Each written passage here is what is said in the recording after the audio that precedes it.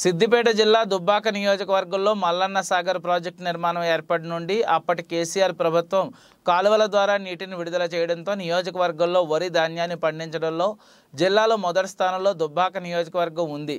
కానీ దుబ్బాక మండలంలో కొన్ని గ్రామాలకు మల్లన్న సాగర్ ద్వారా నీటిని రైతులు పంట పొలాలకు అందించడంతో రైతులు మరింత ఎక్కువ వరి సాగు చేశారు.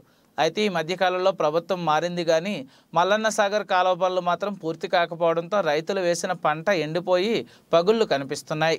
పంట పొలాల్లో ఈసారి మల్లాయిపల్లి, కమ్మరపల్లి, చెల్లాపూర్ గ్రామ రైతులు 50 గజాల దూరంలో ఉన్న మల్లన్న సాగర్ కాలువ పనులు పూర్తి చేస్తారనే నమ్మకంతో ఈసారి రైతులు ఎక్కువ శాతం ఎకరాల్లో వరి సాగు చేశారు. కానీ అధికారులు కాలువలను పూర్తి చేయలేకపోయారు.